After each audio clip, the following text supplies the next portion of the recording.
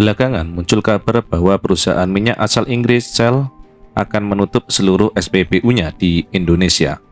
Shell sendiri merupakan perusahaan minyak yang memiliki sejarah panjang di Indonesia. Kisah Shell di Indonesia bahkan sudah dimulai sejak sebelum Republik Indonesia melaksanakan proklamasi. Jika pada era VOC rempah-rempah menjadi komoditas primadona, dan di era awal Hindia Belanda kopi, teh, dan tebu yang menjadi primadona, maka pada akhir abad ke-20, minyak mulai menggeser semua komoditas tadi dengan menjadi komoditas utama. Belanda yang ketika itu berkuasa di Nusantara menyadari potensi ini. Nusantara ternyata juga memiliki potensi minyak yang cukup besar. Setelah dilakukan eksplorasi, maka di tahun 1890, Belanda mulai membangun proyek ladang minyak di Pangkalan Brandan, Sumatera Utara. Pembangunan pangkalan minyak di Pangkalan Brandan inilah yang memulai sejarah panjang dunia perminyakan Belanda di Indonesia. Berdirilah perusahaan minyak Belanda dengan nama Royal Dutch Petroleum dan merupakan penguasa tunggal bisnis minyak di Hindia Belanda. Untuk meluaskan usahanya, pada tahun 1907, Royal Dutch Petroleum menjalin kerjasama dengan perusahaan asal Inggris yang bernama Shell. Dengan bersatunya dua perusahaan tersebut, maka usaha untuk eksplorasi minyak di Hindia Belanda semakin berkembang. Bahkan di kemudian hari, Shell tidak hanya melakukan eksplorasi dan penambangan minyak di Hindia Belanda, namun juga di berbagai belahan dunia. Bisnis minyak di Nusantara semakin lama semakin menggiurkan. Eksplorasi dan penambangan minyak semakin giat dilakukan sehingga dapat membuka lokasi-lokasi baru sebagai tempat penambangan.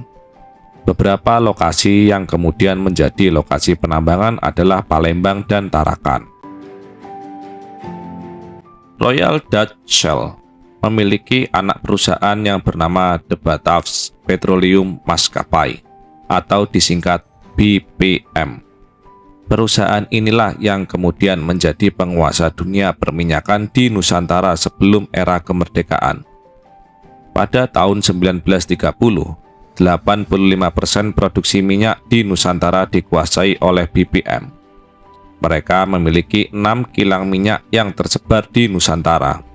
Salah satu instalasi minyak yang paling produktif ada di Palembang.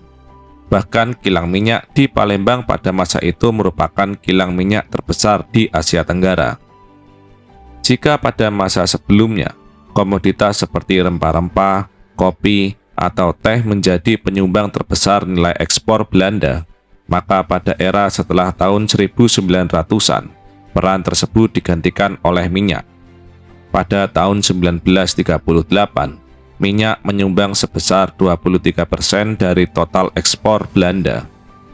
Persentase ini lebih tinggi dibandingkan dengan komoditas primadona lainnya yaitu karet yang hanya menyumbang sebesar 20%.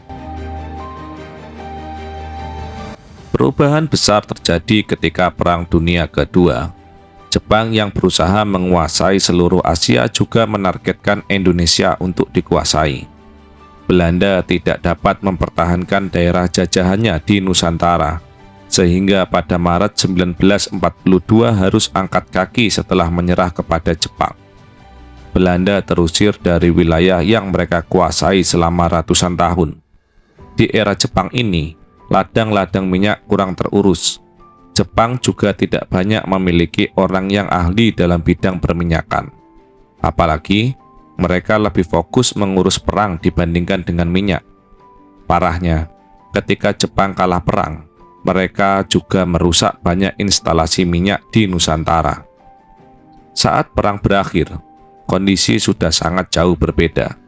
Belanda yang ingin menguasai kembali Indonesia terhalang dengan fakta bahwa negara yang dijajahnya sudah menyatakan kemerdekaan.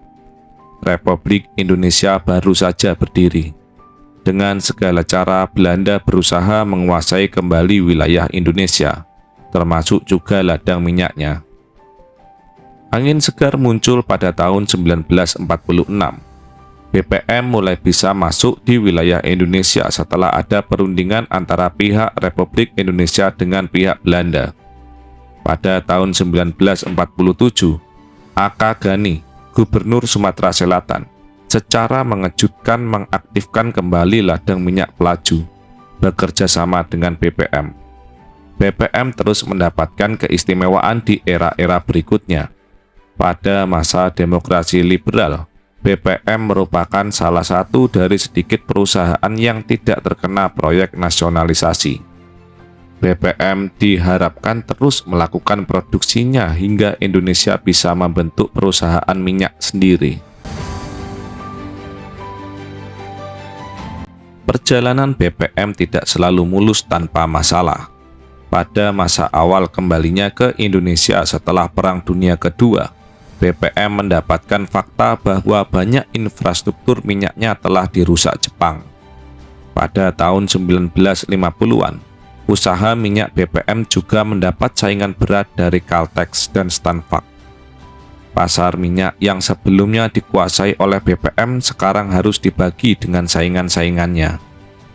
Kendala paling berat datang dari pihak Republik Indonesia yang berambisi memiliki perusahaan minyaknya sendiri. Pada awal tahun 1960-an, Indonesia memiliki perusahaan minyak, yaitu Permina, cikal bakal dari Pertamina. Pada akhirnya, Royal Dutch Shell, perusahaan induk BPM, menjual hak riset dan penambangannya kepada pemerintah Indonesia. Di sini, berakhirlah kisah Shell di Indonesia. Pada tahun 2005, Shell membuka kembali usahanya di Indonesia dengan membuka SPBU di Tangerang.